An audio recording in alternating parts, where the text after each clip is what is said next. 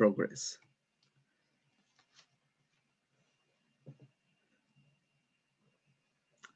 Adelante, mis hermanos. Está Amén. fácil. Dale, hermana, te escucho. Te escuchamos. Ujú. Así pues, la fe nace de una proclamación y lo que se proclama es el mensaje cristiano, palabra de Dios. Te alabamos, Señor.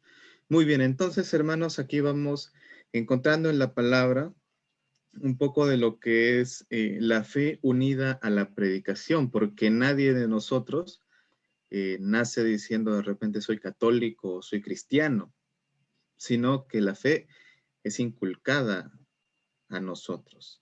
Amén. Amén. Muy bien. Amén. Y vamos a continuar con lo que es el predicador. A ver, ¿y qué es el predicador? Bueno, no dice exactamente lo que es aquí, pero vamos a intentar darle un sentido a esta cita bíblica. Así que vamos a buscar Sabiduría 14, versículos del 3 al 4.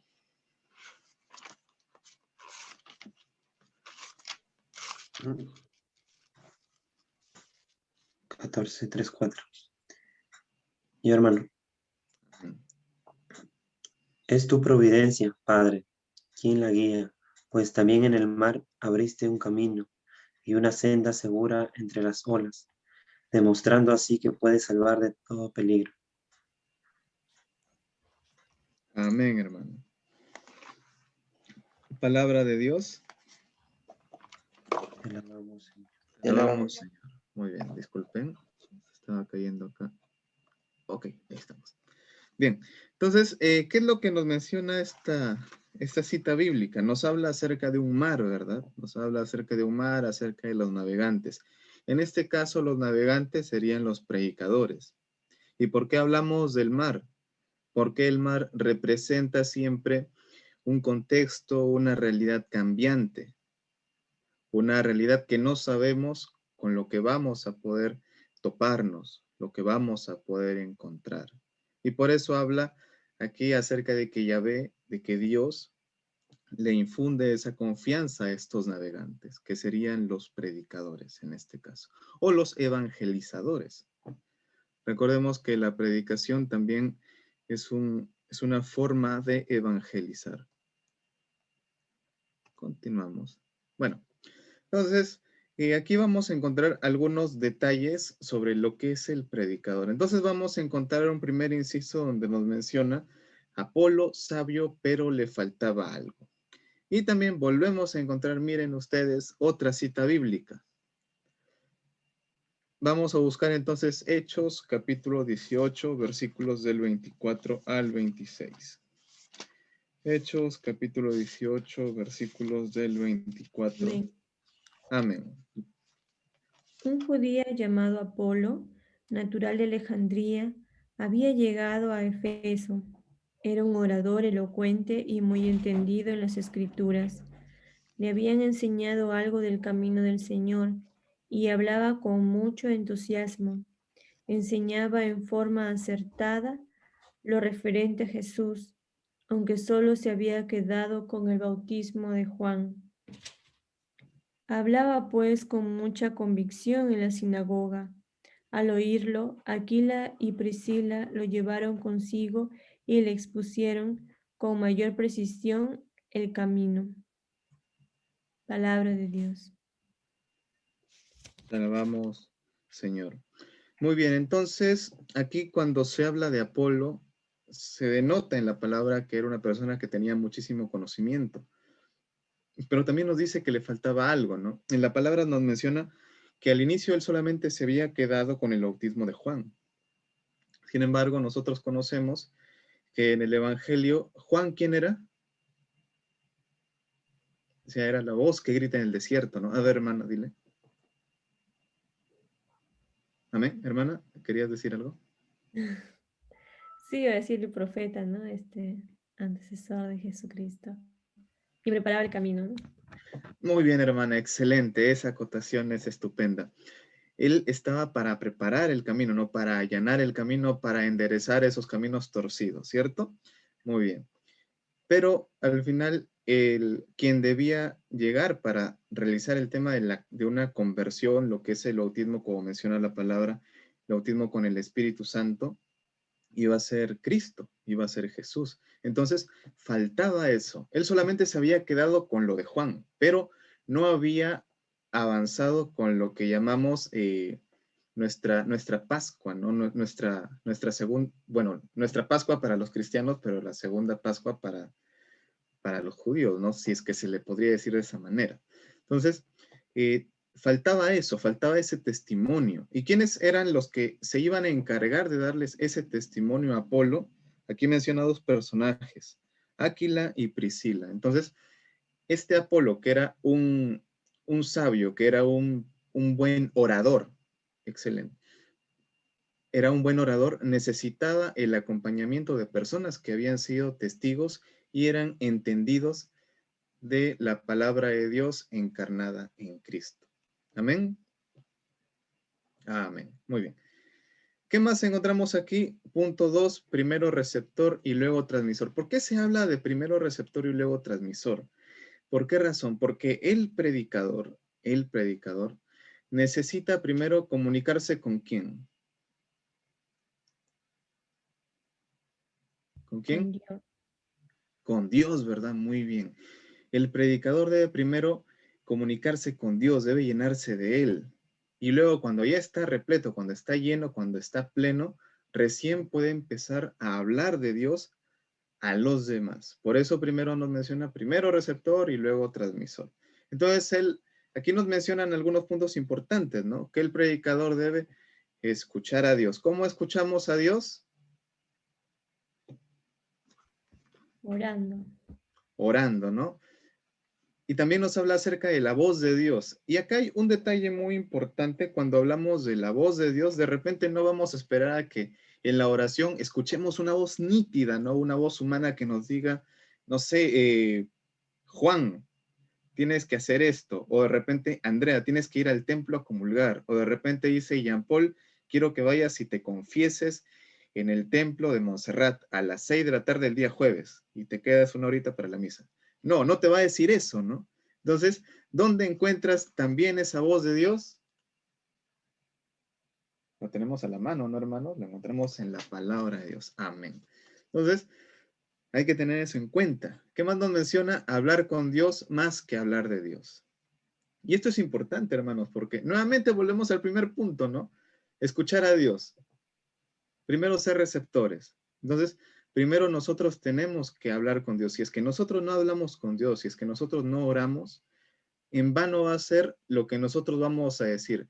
Si bien el Espíritu Santo puede actuar, recordemos que si es que nosotros no hablamos con Él, no mantenemos una postura correcta de un cristiano, esa prédica, recordemos que pudo haber sido más potente, pudo haber sido más impactante, pudo haber golpeado el corazón del hermano con mucho más poder. Continuemos. Algo importante también como un tercer punto, encontramos en la figura de Cristo. ¿Y qué nos menciona aquí? Que Cristo, Jesucristo, es el primero y más grande predicador. Por mencionarlo, ¿no? Porque también ya lo había mencionado mi hermana Andrea, que Juan era profeta, ¿no? Y también era predicador. Pero aquí vamos a llamar a Jesús como el más grande predicador y por unos detalles también que vamos a ir viendo más adelante. Pero aquí vamos a citar en estos puntos a los 4 evangelios, en los cuales podemos resaltar detalles importantes o características importantes de cómo era la prédica de Cristo. Y más allá de la prédica, cómo era también la actitud de Cristo, cómo es que Cristo se presentaba, se mostraba al pueblo. Por ejemplo, en Marcos nos menciona que muestra el poder de Dios. ¿Y cómo muestra el poder de Dios? Mediante los milagros que él realizaba. En el Evangelio de Mateo enseña con la fuerza de la palabra. Él se guiaba de las sagradas escrituras para poder predicar. En Lucas se muestra pobre y misericordioso, pero no pobre. Bueno, Jesús de todas maneras era pobre económicamente, provenía de una familia pobre, pero aquí no se habla de pobre porque él siempre se necesitaba, se sentía necesitado del Espíritu Santo, y por esa necesidad él siempre estaba lleno de él, porque él pedía al Espíritu Santo que lo llenase. Y misericordioso porque la prédica de Jesús siempre invitaba a quienes, a los pecadores, a los que necesitaban médico. ¿Qué nos mencionaba? Que quienes necesitaban de Dios, los justos o los pecadores. Los pecadores, ¿no? Pecadores. ¿Quiénes necesitaban de médico? ¿Los sanos o los enfermos? Enfermos. Los enfermos. Muy bien, mis hermanos. Y el cuarto evangelio, Juan, que nos menciona la palabra de Dios hecha carne. Entonces, ¿quién era la palabra de Dios hecha carne? Jesús, ¿verdad? Jesús era la palabra, bueno, es la palabra de Dios hecha carne, y él se mostraba también de esa manera. El pan de vida bajado del cielo.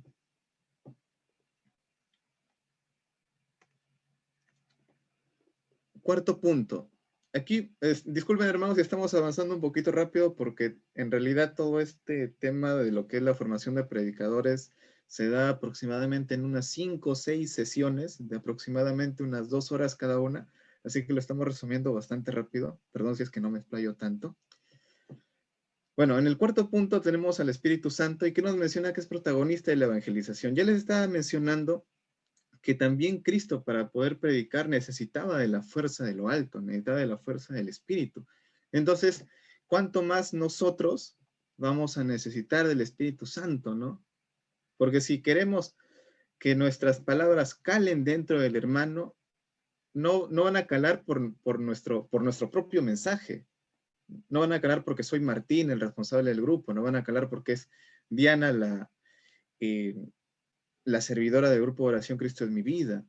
No van a calar de repente, si queremos ir un poquito más allá, en la hermana Vanessa, porque es la coordinadora zonal, ¿no?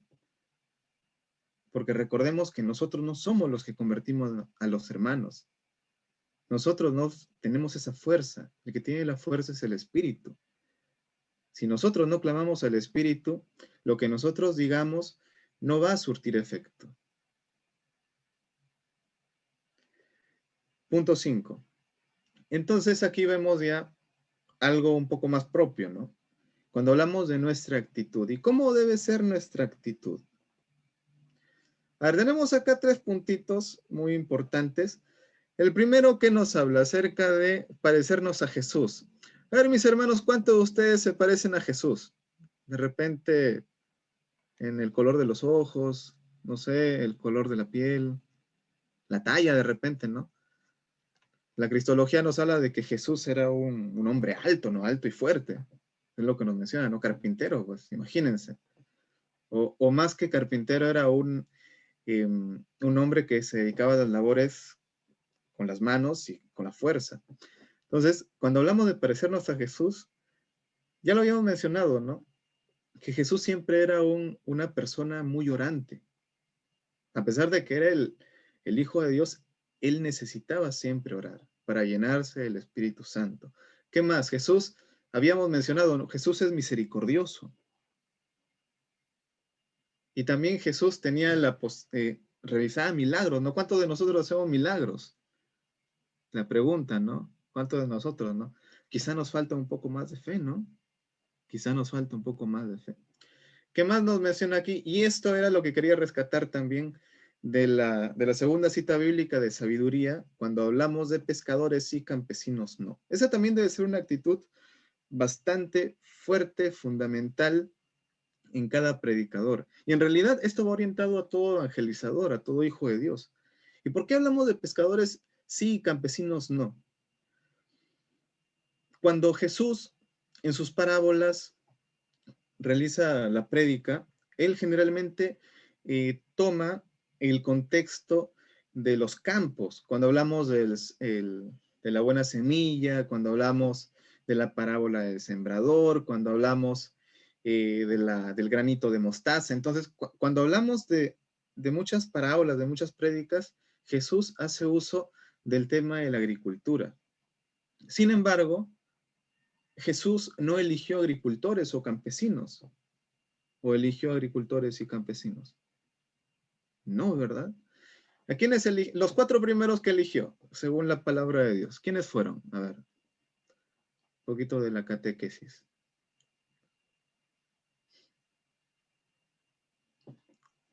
Por ahí uno creo que acaba de salir. Ahora les voy a ayudar. Juan. Uno fue Juan. Faltan 3. Andrés y Pedro. Ya, falta uno. Andrés y Pedro. Y El Santiago. hermano de Juan. Hermano de Juan. Amén, hermano. Santiago. Hermano. Claro, Pedro, Andrés, Juan y Santiago, hijos del trueno, hijos de Zebedeo, nos menciona la palabra, ¿no? Gracias, hermanos. Muy bien. Entonces, ¿por qué elige pescadores? Porque los pescadores tenían ese carácter de poder afrontar día a día en su labor las olas, el cansancio, pero sobre todo la variabilidad y los cambios que existían en el mar para poder pescar. Porque ellos de repente no decían, acá voy a pescar siempre. No, de repente en algún momento se podían acabar los peces, ¿no? Entonces decían, no, tenemos que ir más allá. Entonces iban más allá, pero no siempre encontraban lo mismo, pues. Entonces, si hacemos un comparativo entre pescadores y campesinos o agricultores, los agricultores, cuando van a su terreno a labrar, a regar, a sembrar, a cosechar, ellos ya conocen el terreno, saben por dónde tienen que ir. En cambio, el pescador no. Para el pescador todo siempre es nuevo. De repente acá podría citar un poquito de lo que es el devenir de las cosas, ¿no? Que mencionaba el griego Heráclito. Que todo siempre es cambiante, nada permanece constante, todo es variable. No encontramos las mismas aguas en un río. ¿Y qué más nos habla? Nos habla en el tercer punto, más allá del desierto. Muchas veces dentro del grupo de oración y creo que dentro de lo que es la palabra de Dios, cuando hablamos de desierto, hablamos de repente en la situación en la cual nos podemos encontrar cada uno, ¿no? Sobre todo en las situaciones de dificultad. Pero en este caso, cuando hablamos más allá del desierto, quiere decir más allá de donde nosotros nos podamos encontrar. O de repente podemos encontrarnos en una zona de confort, pero al salir de esa zona de confort encontramos un desierto, encontramos dificultad. Pero lo que nos menciona aquí, que la actitud debe ser incluso afrontar esa dificultad y ver mucho más allá. De repente podemos encontrar más dificultades o de repente podemos encontrar algo nuevo, algo provechoso. Eso es lo que nos habla de más allá del desierto. Pero cuando nos habla incluso también más allá del desierto, si los llevamos al tema de la prédica, el tema de nuestros hermanos, quiere decir que no nos quedemos solamente con lo que nosotros hemos visto o junto con nuestros propios problemas, sino poder ir a ver otras realidades y otras situaciones. Y eso también nos orienta a poder inmiscuirnos con la posibilidad de encontrarnos con otros hermanos y poder evangelizarlos. Ese es el llamado del predicador. Y hablando del llamado, a ver, el llamado y el envío. A ver, ¿qué encontramos aquí? En primer lugar, cuando hablamos de un llamado, de repente cuando hablamos de un llamado, por ejemplo, ¿a quiénes de ustedes les han llamado el día de hoy por teléfono? ¿A quiénes de ustedes? Hola. A mí. Jean-Paul, ¿a ti, Jean-Paul? Muy bien. Ya, ¿a quién no le han llamado el día de hoy? A ver, más difícil. A mi hermano. Hermano, pucha, ya más tarde te llamo, hermano. No, es que en realidad cuando hablamos de llamado, generalmente ¿quiénes nos llaman? Nos llaman personas conocidas, ¿no? Y por ahí de repente una que otra vez el banco, de repente las empresas de telefonía que te quieren dar promociones, ¿no? Préstamos, etc. En este caso, el llamado para la prédica, la predicación, el llamado para servir a Dios, viene del mismo Dios. Por eso en el inciso 1 dice, llamados por iniciativa divina. Recuerdo la primera vez cuando me compartieron un poco acerca de una cita bíblica que justo se relacionaba con esto, que se encuentra en los evangelios, que lo mencionó Diana en un momento, mencionaba, ¿no? Que Jesús subió al monte y llamó a quienes él quiso. O sea, no eligió a los más capacitados, no eligió de repente a los más simpáticos, ¿no? A los más pepones, piedrones, o de repente no llamó a los que de repente tenían dinero, ¿no?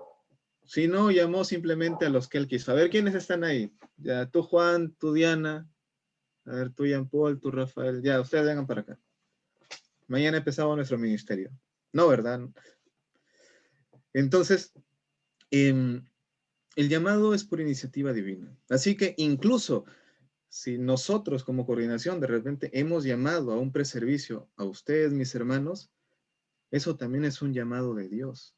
O sea, nosotros solamente somos canales, somos canales. O sea, es nuestra voz, pero el mensaje, el llamado es de Dios. Amén. Amén. Amén. Entonces, segundo punto que nos menciona, enviados con una misión. Obviamente el predicador tiene una misión de llevar la palabra de Dios a las naciones, ¿no? Y eso de repente es un poquito de spoiler incluso para el tema que se va a dar el día de mañana, ¿cierto? Muy bien. ¿Y qué más nos dice? Con una misión, pero somos enviados por Jesús. Primero, somos enviados por Jesús. Y también somos enviados por la iglesia, ¿no? Porque pertenecemos a la iglesia. En este caso, pertenecemos, bueno, si hablamos a nivel de movimiento, pertenecemos a la zona 2 de la RCC Trujillo, de la Arquidiócesis de Trujillo, ¿no? Pertenecemos a la Arquidiócesis de Trujillo y, y la parroquia que nos corresponde territorialmente es la parroquia de Mansiche. Así que, Mansiche, el Divino Salvador, ¿no? Muy bien. ¿Qué más nos menciona? Nos menciona también tres cositas que hay que recordarlo siempre, que somos sacerdotes, ¿no? Nos mencionaba la palabra, somos sacerdotes, profetas y reyes. Sacerdotes para poder celebrar con Él, para estar con Él. Profetas para hablar de Él con poder, con gran poder, para anunciar y denunciar.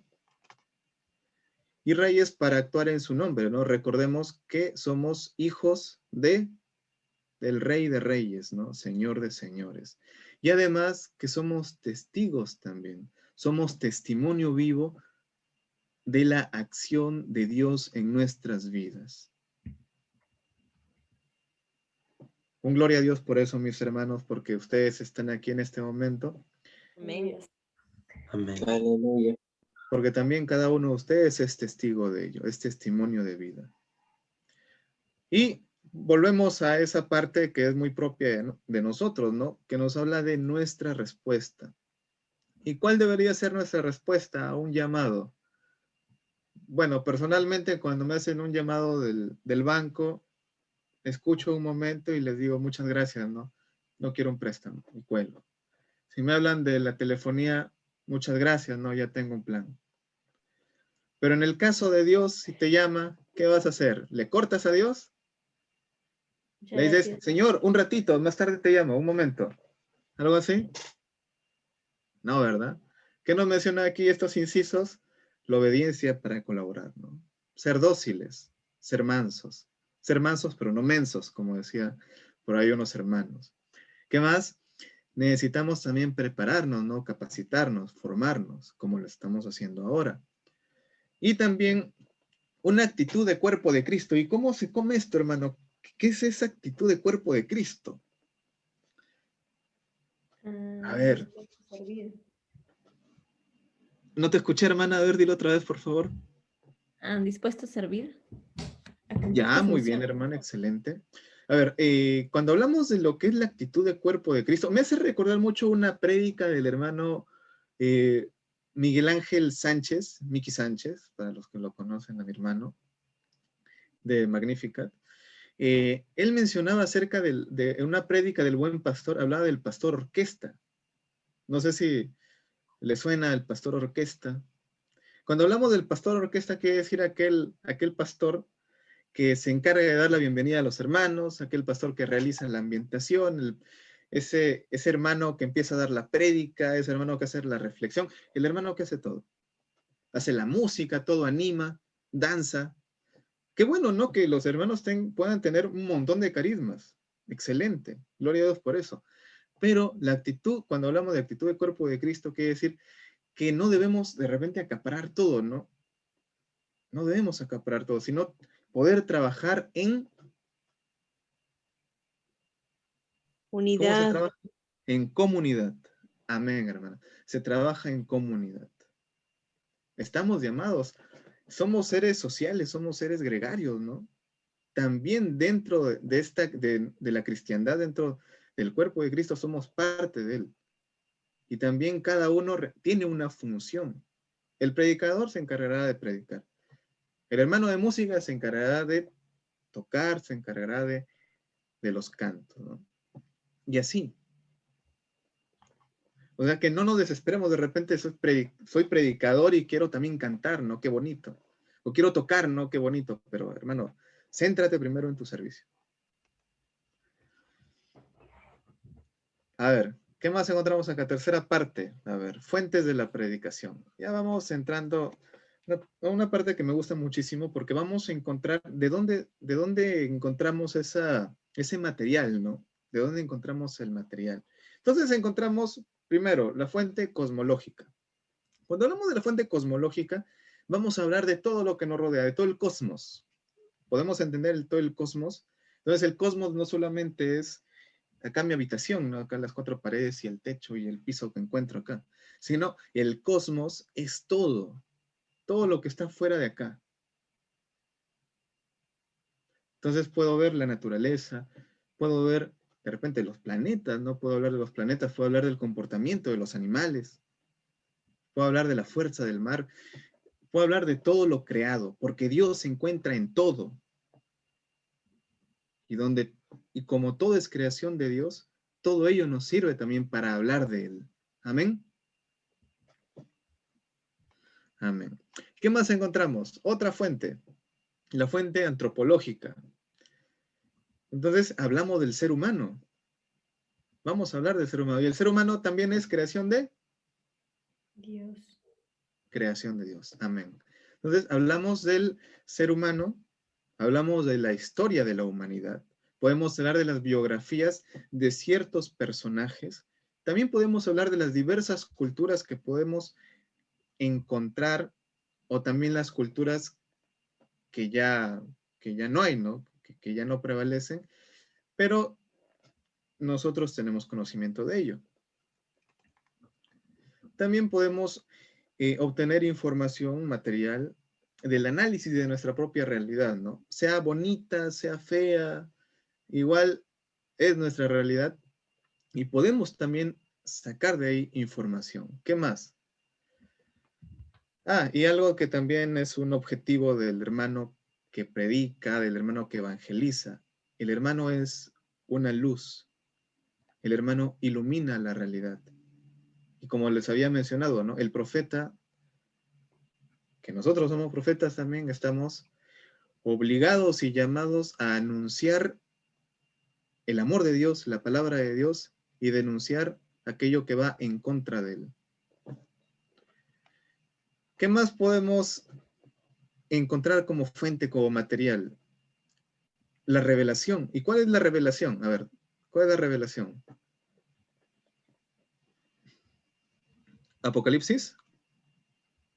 No, esa es revelaciones, ¿no? Esa es revelación, el libro de revelaciones. Cuando hablamos de la revelación, hablamos de la palabra de Dios. Hablamos de la palabra de Dios. Y ahí vamos a encontrar muchísimos mensajes. Personalmente yo no me he leído todavía toda la palabra de Dios. Ojalá puedan leerlo en algún momento. Y para mis hermanos que ya lo han leído 2, 3, 4, 5 veces, gloria a Dios por ello. Yo sé que por ahí están. ¿Qué más? Encontramos información también dentro del magisterio de la iglesia. Y cuando hablamos del magisterio de la iglesia, hablamos de los documentos, hablamos de las encíclicas, hablamos de las prédicas también, de sacerdotes, obispos, diáconos, religiosos, papas. Cuando hablamos de encíclicas ya hablamos de los papas, ¿no? Y también encontramos otro puntito que es el esquema metodológico. A ver, mis hermanos. Aquí hay un detalle muy bonito porque la base para una prédica de forma muy sencilla, encontramos 3 pasitos. Encontramos el ver, encontramos el juzgar y encontramos también el actuar. Y algo muy curioso que recuerdo mucho, que me mencionaban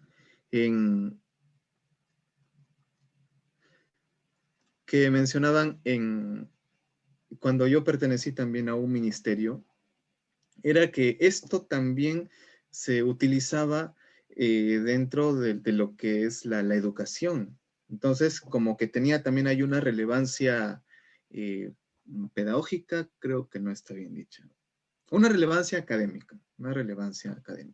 Entonces, cuando hablamos de el ver, aquí orientado a lo que es la prédica, nos habla de poder situarnos en una realidad y poder contextualizar una situación para poder adentrarnos al tema que vamos a tocar. ¿Sí? ¿La captamos? Es decir, primero que contextualicemos una realidad que nos ayude a adentrarnos al tema que vamos a tocar. De repente, si vamos a tocar de la iglesia, entonces tendremos que tocar una realidad, un ejemplo que se relacione con la iglesia, con ese tema. O si hablamos del Espíritu Santo, entonces también, del mismo modo. Cuando hablamos del juzgar, ya ese es el punto 2, cuando hablamos del juzgar, vamos a dirigirnos a la bendita palabra de Dios, una de las fuentes, y vamos a corroborar, vamos a sustentar, vamos a fundamentar el tema del cual vamos a predicar y también el ver. O sea, lo que también hemos contextualizado tiene que ir relacionado y respaldado por la palabra. Y de ahí se va a ir desarrollando toda la prédica, ¿no? Ahora, ese desarrollo de prédica, por ejemplo, acá les estoy mencionando esos 3 pasitos muy sencillos, pero también en esta literatura que me he podido guiar para estas diapos, para esta presentación, para esta ponencia, nos habla también de otra estructura que lo vamos a ver más adelante, así que no comamos ansias. El tercer punto nos habla de un actuar. ¿Y cuál es el actuar? El actuar es ese compromiso que realiza también el predicador hacia el público, hacia la audiencia, hacia sus hermanos, para que se comprometan también ellos con una conversión. Es decir, que todo actuar siempre tiene que llamar a la conversión de los hermanos. Poder poner en práctica las enseñanzas, el mensaje que se ha escuchado. Entonces, esos 3 puntitos básicos me gustaría que los puedan tener ahí en cuenta, porque esto es lo que vamos a utilizar en nuestro taller. Espero que nos quede tiempo, porque si no va a ser un tema a sumar, ya son 9:20. Ya, a ver, vamos a tratar de ir avanzando lo más rápido que se pueda. Como les mencionaba, esta es una secuencia de temas que se tocan aproximadamente en 6 sesiones de 2 horas cada una. Eso que todavía falta una más, que ya serían como 7, 8 sesiones, otras 2 horas más, o 3 horas más. Pero tranquilos, hermanos, acá nos podemos quedar hasta las 12, ¿no? Mañana todavía creo que les toca votar, no muy temprano. Sigamos. Y nos preguntamos también nosotros dónde buscamos el mensaje, ¿no? ¿Y dónde buscamos el mensaje? Que es importante, ¿no? Porque el mensaje no lo pongo yo. ¿Quién pone el mensaje? Juan, Diana. O Andrea de repente nos sopla por ahí el mensaje. No, pues el mensaje, ¿quién nos lo da? Dios, ¿verdad? Dios. De repente, una moción del Espíritu y también mediante su palabra. Entonces, el mensaje, vamos a hablar de la palabra de Dios, ¿no? Hablamos de la palabra de Dios y aquí encontramos las parábolas que ya he mencionado, algunas he mencionado, también los milagros que podemos encontrar aquí, la resurrección de Lázaro, por ejemplo, ¿no? Si hablamos de parábolas, podríamos hablar también del hijo pródigo, ¿no? Clásico. ¿Qué más? Personajes. Uf, hay un montón de personajes. David, Ruth, Esther, Judith. Guerras y batallas. De repente ahí podemos citar un poco de lo que es las guerras donde estaba el rey David, ¿no? Estaba ahí, antes del rey David estaba el rey A ver, me parece que era Saúl. ¿Saúl era? ¿Saúl? Bueno, en fin. La guerra con los filisteos, ¿no? Donde hay un personaje muy interesante, recuerdo ahí, que era... ¿Quién era ese personaje que resalta ahí en esa guerra contra los filisteos? Un señor de peluca, un cabello largo, con mucha fuerza. Sansón. Sansón, muy bien, hermano. ¿Qué más? Preguntas, ¿no? Hay tantas preguntas. Hay una pregunta clásica que seguramente recordamos todos nosotros, que Jesús le dice a sus discípulos, ¿no? ¿Y ustedes también se van a ir? ¿Ustedes también me van a dejar? Una pregunta fuerte. ¿Y cuál era la respuesta de Pedro? ¿A quién vamos a ir si solamente tú tienes palabras de vida eterna? Gloria a Dios, ¿no? Y los diálogos. Me acuerdo mucho de una prédica de Martín Valverde cuando mencionaba acerca de una canción, ¿no? Tu gracia me basta. Y me acuerdo del diálogo que tuvo Pedro con Jesús, que estaban ahí en unas brasas, ¿no? Ese diálogo muy bonito, muy hermoso, muy precioso. Las oraciones. ¿Qué oración podemos encontrar? A ver, en la palabra, ¿qué oración podemos encontrar? Podemos encontrar oraciones y cánticos, ¿no? El Padre Nuestro, ¿no? El Padre Nuestro lo encontramos en la palabra de Dios, en los evangelios. Podemos hablar de lugares, ¿no? Podemos hablar de Jerusalén, de Belén, Cafarnaúm, tantos lugares. Fiestas y banquetes, ¿no? Podemos hablar de la fiesta de las canastas, creo que había una fiesta de las canastas, la fiesta de Pentecostés. Y objetos, también se puede hablar de objetos, ¿no? Podemos hablar de repente cuando hablaban ahí de los levitas, de los sacerdotes, el peto, ¿no? Hablamos del peto, del pectoral. Entonces podemos encontrar infinidad de mensajes dentro de la palabra de Dios y acá solamente se ha clasificado así bastante, muy sucintamente, algunos de ellos. Así que el que desee navegar dentro de este mar de mensajes, adelante, bienvenido sea. Sigamos. Una pregunta también muy importante es cómo profundizamos el mensaje, cómo se profundiza el mensaje.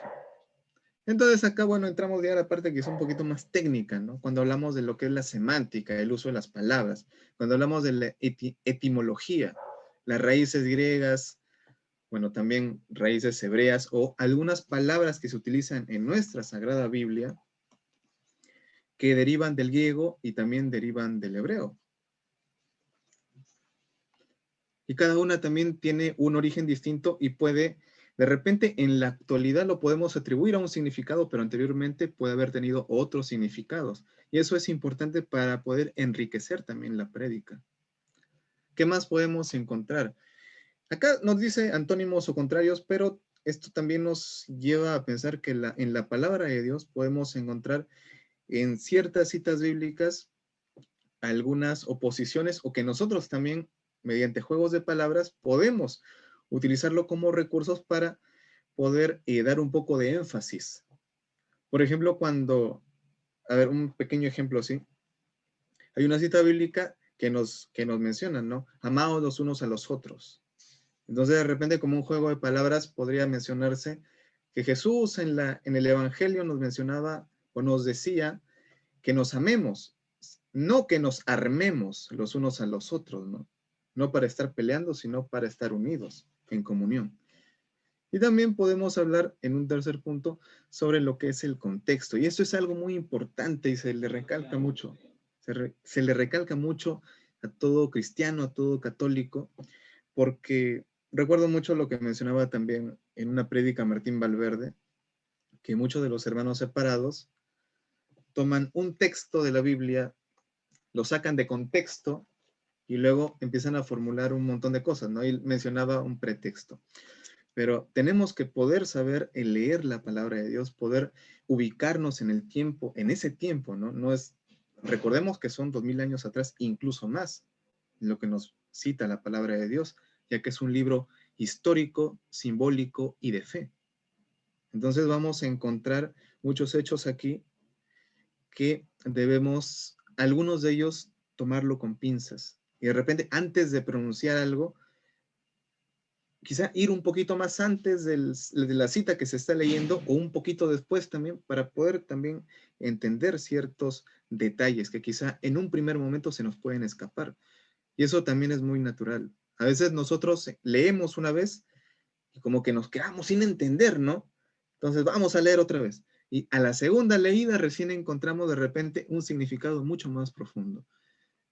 Y no me dejarán mentir ahí mis hermanos que lo han encontrado así de esa manera. Por lo menos personalmente sí lo he encontrado. Que lo leía 2, 3 veces y recién entendía algunas cosas más. También cuando hablamos de preguntar al texto, no quiere decir que la palabra nos va a responder sonoramente, ¿no? Sino que cuando hablamos de preguntar al texto es poder encontrar citas bíblicas o parábolas o hechos donde nosotros también tengamos esa curiosidad y preguntémonos, ¿y por qué no? O de repente, ¿qué hubiésemos hecho en ese momento, no? De repente, si hablamos de Pedro, ¿no? Cuando le estaban preguntando, y tú también estabas ahí con él, tú eres Galileo, tú eres uno de sus discípulos. ¿Y qué dijo Pedro? Sí, soy yo, crucifíquenme. No, no dijo eso, ¿no? Si no dijo, no, no soy, ¿qué dices, no? ¿Qué estás hablando? Entonces de repente preguntarnos, ¿y qué hubieses hecho tú, no? ¿O qué hubiese hecho yo? Si he visto los milagros, no solamente escucho de Cristo, leo de Cristo, pero no he visto así palpablemente los milagros, ¿no? Pero estos hombres de fe que estaban con él y que lo han negado, se han asustado, se han escondido, ¿qué hubiésemos hecho nosotros, no?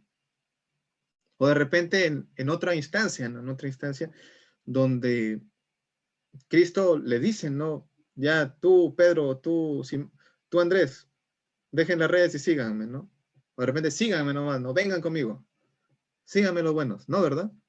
De repente que hubieses hecho tú, ¿no? Señor, un ratito, ¿no? Voy a acomodar mi barca y voy a noticiar, no sé, a mi papá, a mi mamá, a mi esposa, que estoy dejando acá la chamba para que ellos lo hagan y yo me voy contigo, ¿no?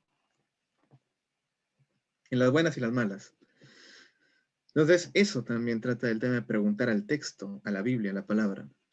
Y acá hay un punto muy importante, también muy interesante cuando hablamos de lo que es la visualización. Por ejemplo, acá hay tres etapas. Cuando hablamos de visualizar, quiere decir de que no solamente leamos la palabra como si leyéramos de repente un documento, ¿no? Que lo tengo que leer simplemente porque tengo que leerlo, ¿no? O para saber de repente qué es lo que dice. Hay mis hermanos mi hermana Andrea de repente que trabaja ahí en el Poder Judicial, a veces de repente lee el documento y en algún momento quizá empezará a imaginar a las personas que han redactado el documento, pero en algunos momentos quizá no, ¿verdad, hermana? Entonces, en el caso de la palabra es distinto cómo se toma. En la palabra de Dios nosotros tenemos también que poder imaginar estos hechos.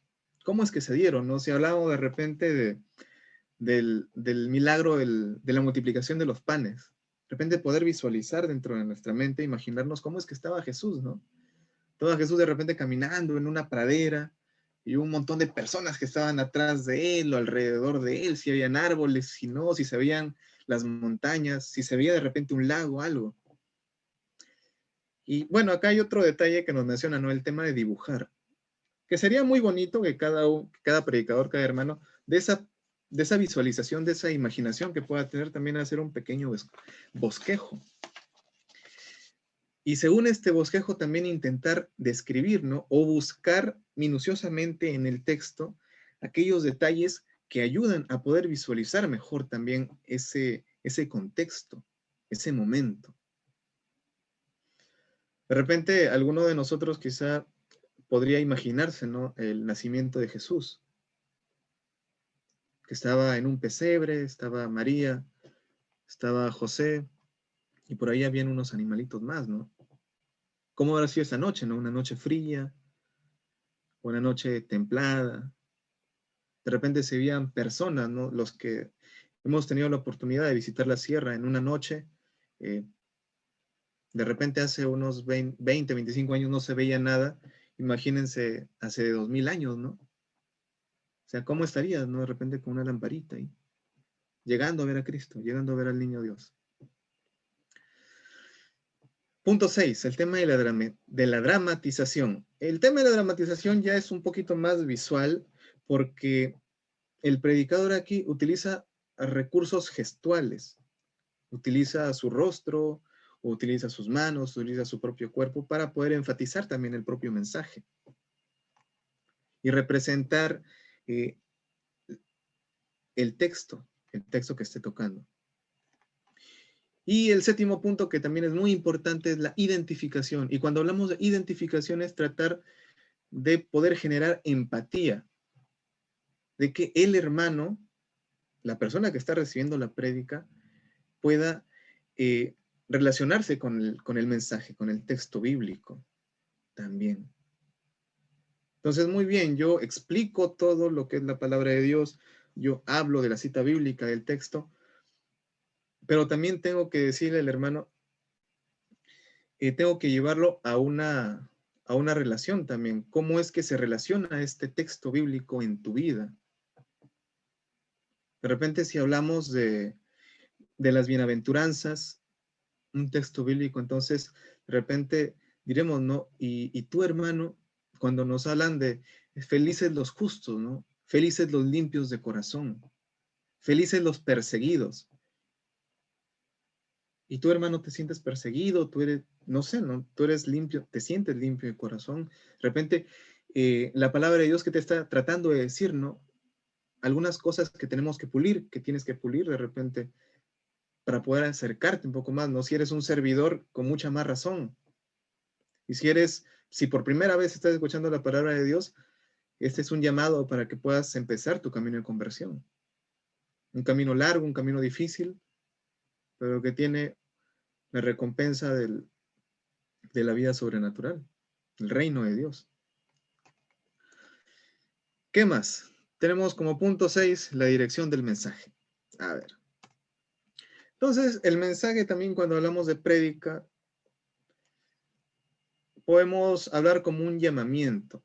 Entonces, ¿el llamamiento qué es? Por ejemplo, lo que estamos haciendo ahorita con ustedes, ¿no, hermanos? Haciéndoles un llamado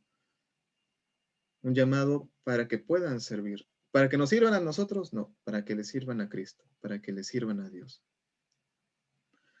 Punto 2, evangelización. La evangelización se dirige al corazón.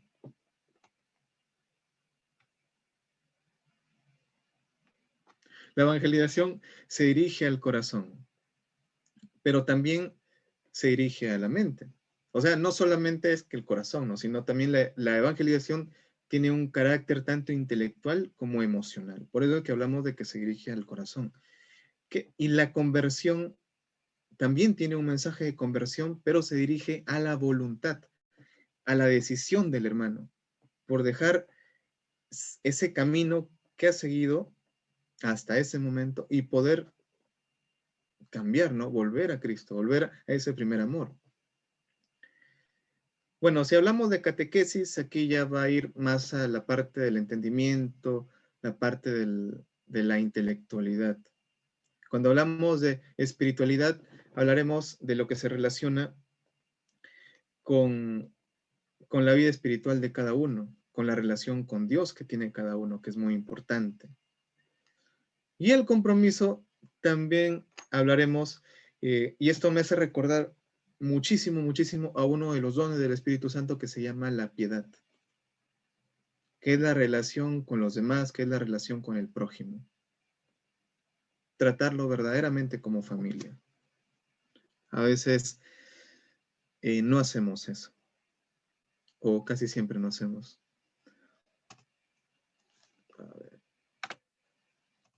Muy bien. Algo también importante es lo que llamamos apologética, que nos permite argumentar y dar razones de nuestra fe para defender nuestra fe católica. El fortalecimiento para poder animar a los que sufren, para poder darles palabras de ánimo, darles confianza a las personas que están a nuestro alrededor y que pueden estar atravesando dificultades. el tema del quebrantamiento también, para poder despertar, para poder perseverar. Y aquí es donde también les quería mencionar, ¿no? Otra forma de estructurar el mensaje, de repente no como estos, como los 3 pasos anteriores, porque esto tiene un poco más de, por decirlo así, un poquito más de pasos, un poco más de texto, donde vamos a encontrar una introducción, donde podemos encontrar la oración inicial, como generalmente se realiza, solo que esta oración inicial ya sería la oración del propio predicador, aparte de la oración que se realiza para enviar, para aperturar el corazón de los hermanos. Perdón, creo que se me fue. Ya. Luego también la presentación del tema y la motivación inicial correspondiente al objetivo que se persigue. Como punto 2 tenemos lo que es la lectura bíblica. Y aquí también hay algo muy importante que son las características del lector. Es decir, que cuando nosotros vamos a compartir la palabra de Dios durante una prédica, no solamente tenemos que estar mirando el documento, ¿no? No solamente tenemos que estar mirando nuestro papelito, o no solamente tenemos que estar mirando nuestra Biblia, sino también hacer contacto visual con nuestros hermanos. Y poder también encontrar métodos para una lectura creativa y participativa. Sobre todo, hacer participar al auditorio, a los hermanos que están presentes. Cuando hablamos del tema de la ambientación y la explicación, aquí hablamos mucho de lo que es el esquema, y esto lo vamos a relacionar bastante con lo que es la visualización, lo que es la dramatización del mensaje, como ya lo habíamos visto antes. Para poder ambientar el mensaje, para poder describirlo muy, muy, muy detalladamente para que los hermanos puedan entender, porque esto también va a servir para que puedan también empatizar más. La parte de lo que es la ejemplificación y los testimonios, donde resalta muchísimo lo que son los testimonios, donde el hermano predicador debería tener un testimonio acorde con el tema que se está dando. Porque muchas veces, y esto me acuerdo mucho de lo que es la labor ministerial, donde el hermano de repente mencionaba toda una prédica muy, muy interesante, muy bonita, muy rica, muy abundante, pero de repente no era tan contundente. O sea, de repente no golpeaba mucho en el corazón del hermano, pero cuando llegaba la parte del testimonio, como que todos paraban las orejas, o cuando llegaba en la parte del testimonio donde de repente el hermano que estaba ahí empatizaba con el predicador, y en ese momento recién se podía entender la prédica, el mensaje. Algo también importante que también se ve en un tema siguiente, ojalá nos quede tiempo, sobre el tema de aplicar preguntas, sobre el tema también de las actitudes pasivas o las actitudes activas, valga la redundancia, que se puede observar en un auditorio. Y en la parte 6, que esto se relaciona muchísimo con el actuar que habíamos visto en los 3 pasitos anteriores, lo que son los imperativos o compromisos, que es el llamado a la conversión. El tema, y recordémoslo bien siempre, hermanos, el tema de la prédica siempre tiene que ir unido a la conversión del hermano. Siempre tiene que ir unido a ello. Bueno, y la conclusión, podemos hablar de lo que es un pequeño resumen de lo que se ha tratado la prédica, de repente poder afianzar o reafirmar una frase en particular para que lo recordemos siempre o para que los hermanos puedan recordarlo siempre, y la oración final. Entonces empezamos saludando a Dios y también terminamos saludando a Dios, despidiéndonos de Él. Punto 8. ¿Cómo predicar el mensaje? A ver. Bueno, aquí lo vamos a decir bastante rápido porque ya mis hermanos me están diciendo al interno que ya vamos un poco tarde. Entonces tenemos aquí, antes de predicar, ¿no? El tema de la presentación física. Bueno, la presentación física, hablamos de la presentación del predicador. Cómo es que va vestido, ¿no? Por ejemplo, les comento que una vez me acuerdo que fui a la primera etapa de una entrevista con mi manga cero, mis mi short y mis sandalias y mi gorrita a resolver un examen, ¿no? De esa primera etapa de una entrevista. Así que no vayan así, mis hermanos, traten de ir un poco más presentables. ¿Qué más nos menciona? Reconciliarse con Dios, básico, esencial. Deberíamos encontrarnos siempre en un estado de gracia. Y el tema de ambientarse quiere decir poder, de repente, antes de la prédica, poder conversar quizá con los hermanos, con algunos hermanos, de repente con los que están, con los servidores, con los que están prestando servicio ese día, para poder afinar algunos detalles, que eso también sirve como ambientación. Y también poder observar el dimensionamiento del lugar, cuántas personas van a ir, la luminosidad, eso también ayuda bastante, para poder saber por dónde también desplazarnos y en dónde situarnos para ser un poco más visibles, porque no nos vamos a meter dentro de una cueva y ahí que a ver si nos escuchan y si nos encuentran, ¿no? También. 2. Durante la predicación, tomar autoridad quiere decir también hacer un buen uso de la voz y también recordarnos a nosotros mismos que no estamos ahí porque queremos estar ahí, sino estamos ahí por voluntad de Dios. Entonces, a quien estamos presentando es a Dios y tenemos que hablar con la autoridad que Él nos confiere. La voz también es importante, poder modular la voz. Si es un espacio pequeño, no vamos a gritar, ¿no? Tendremos que hablar un poco más bajo. Si es un espacio grande, amplio, inmenso, si no tenemos de repente un micrófono a la mano, tendremos que impostar un poco más la voz. Los ojos, nuevamente, ¿no? Tratar de mantener el contacto visual, no apartar de repente la mirada. ¿Alguien nos vio? Bajamos la mirada, desviamos la mirada. No, ¿verdad? El rostro. Y eso también tiene que ver mucho con los gestos, ¿no? Con la gestualidad. De repente no estar ahí siempre enojados, ¿no? Sino también mostrar un poco de ese carisma que nos caracteriza, ¿no? A la RCC. Esa alegría. Las manos, también importante. No vamos a estar con las manos en los bolsillos, sino también tratar de realizar, ejecutar los ademanes necesarios. Tampoco exagerar. Y el cuerpo también, ¿no? El tema del desplazamiento. Y de repente, lo que se debe evitar, bueno, ya les había mencionado, ¿no? El tema de las manos en los bolsillos, de repente estar desviando la mirada, de repente si alguno tiene la costumbre de mascar chicle, entonces no estar con el chicle, ¿no? Por ejemplo. El tema de los pies, ¿no? Aparte de no estar a cada rato mirando nuestros pies, de repente también el tema del desplazamiento, no estar con los pies ahí cruzados, ¿no? Haciendo tú unas culebras ahí durante la prédica, sino estar tranquilos, ¿no? Estar tranquilos, bien firmes, bien plantados. El tema de la respiración también es importante, ¿no? Porque si no vamos a parecer agitados. Hermanos, ¿cómo están, no? ¿Cómo se encuentran? No, tampoco, ¿no, mis hermanos? Tratar de dosificar la oxigenación. Y los implementos para predicar pues, pueden ser desde los más simples hasta los más complejos. Vestimenta, de repente la voz bien modulada, un buen tuchazo también. Un implemento para predicar, si lo queremos llevar un poquito más allá, básico, la Biblia, de repente un micrófono también. Si tuviésemos un ambón o un atril también excelente, de repente en algunos lugares no se puede encontrar. Y el tema del tiempo, ¿no? Acá algo importante, el tiempo. Ahí que mis hermanos ya me están diciendo el tiempo, me están mirando así con ojos de que, ya hermano, gracias.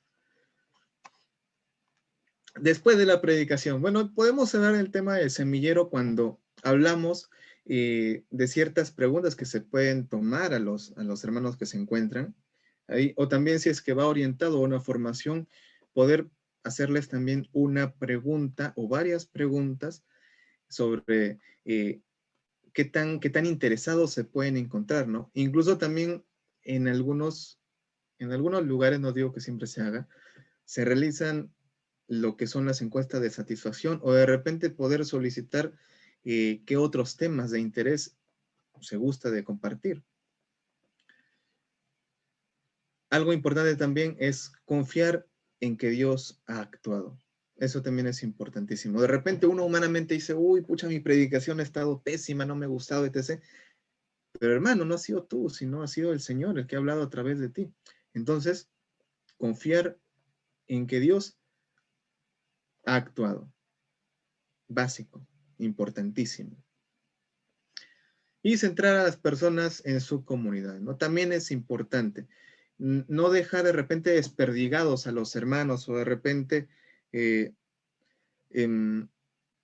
los hermanos quieren hacer también muchas preguntas o de repente quieren acaparar quedarse con el predicador también, ¿no? Puede suceder. Entonces decirles, ¿no? Hermanos, ya la predicación terminó, ahora vayan a sus comunidades, ahí van a compartir.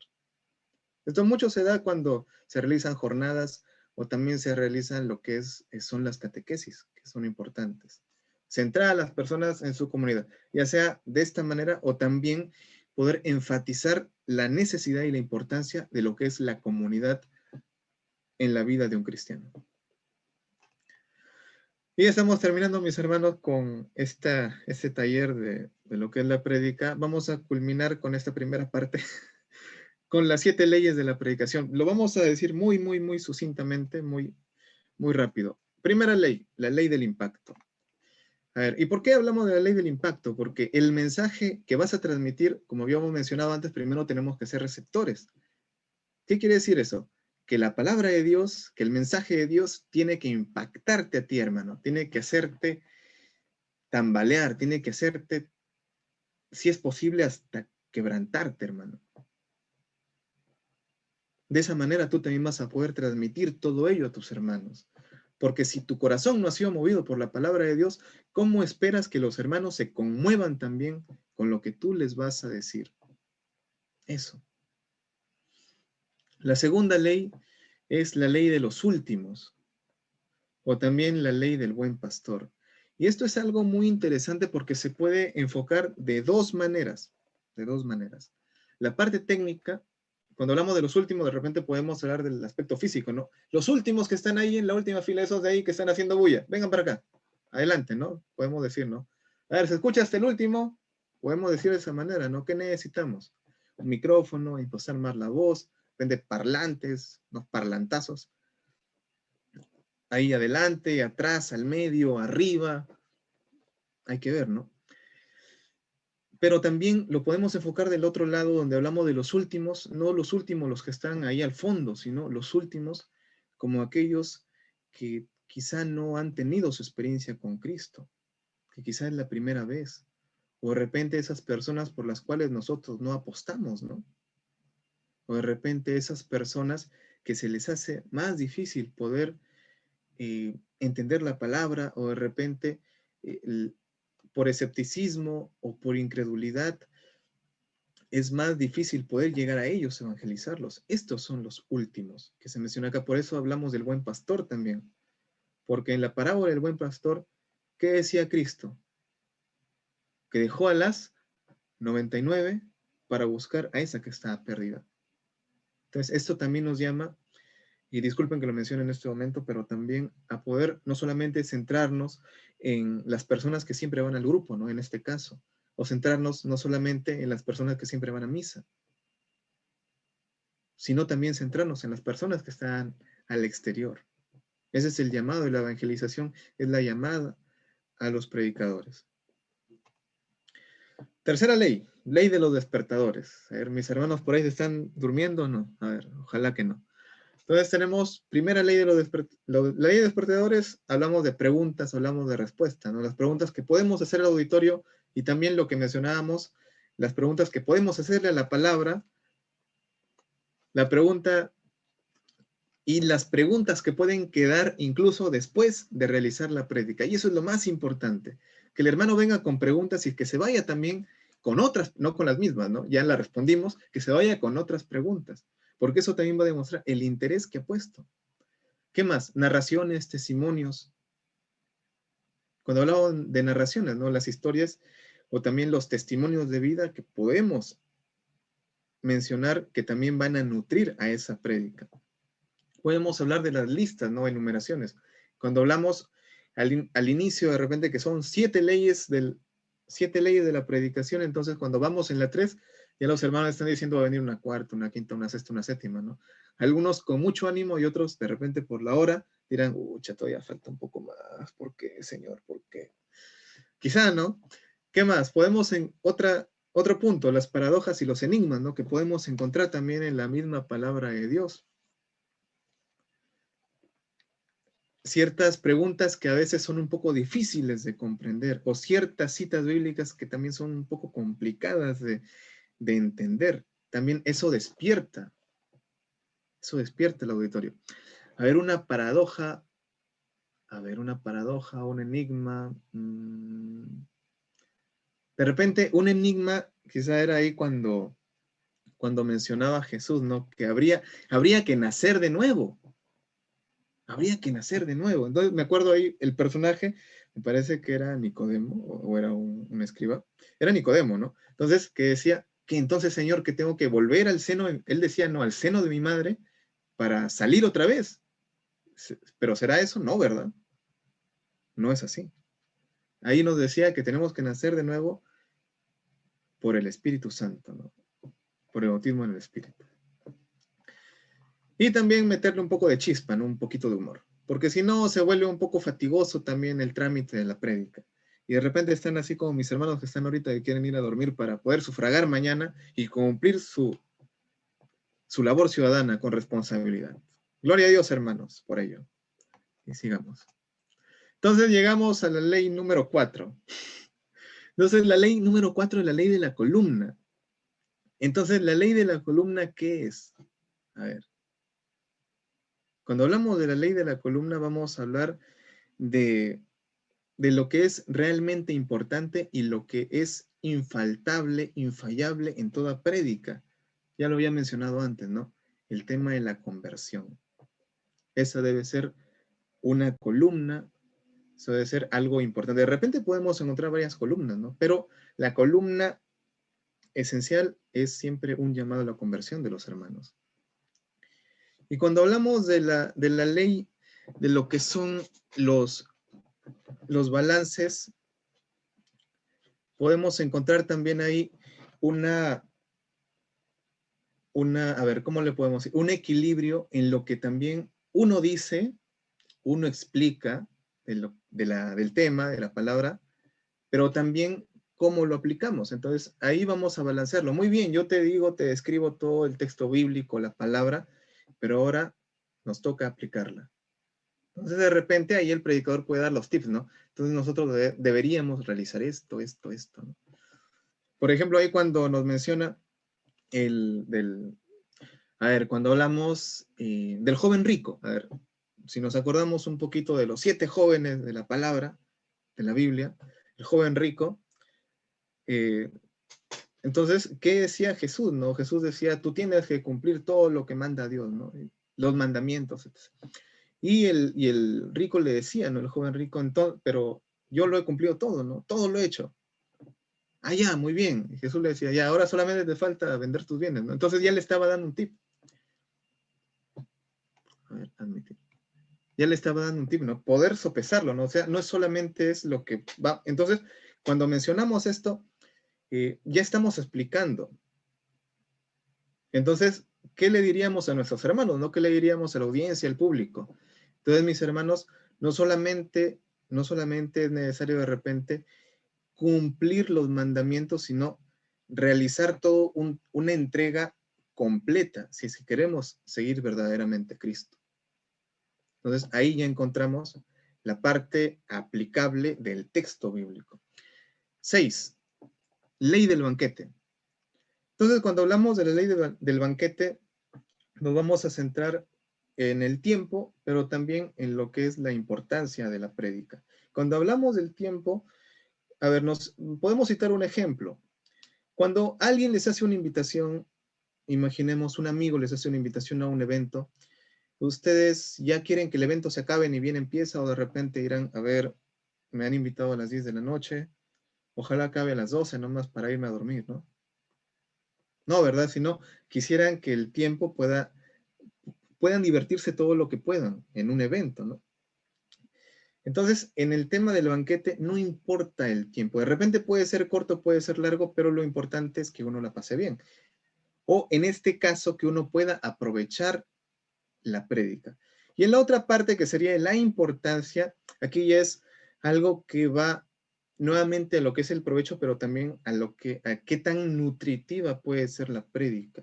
Porque también pueden haber prédicas de 2, 3, 4 horas, pero al final no cala dentro del hermano, o de repente no se logró el objetivo, entonces hemos gastado mucho tiempo, ¿no? Para algo de repente que podía ser corto, pequeño.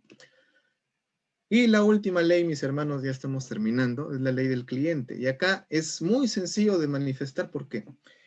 La ley del cliente implica que si tú, hermano predicador, tú, hermano que quieres empezar en este camino, te gusta lo que tú estás diciendo. Es decir, si te gusta tu prédica, de repente ahí podemos ser un poquito más severos con nosotros mismos, ¿no? Vemos nuestra prédica y decimos, uy, esto es lo que he dicho, de repente, ¿no? Entonces, esta es la ley del cliente, que nosotros nos guste también lo que estamos predicando, ¿no? Que es importante, porque si, imagínense, de repente a mí no me gusta, de repente a los hermanos peor, ¿no? Quizás se podría interpretar de esa manera. Y bueno, hermanos, aquí estamos acabando con esta primera parte que es la prédica.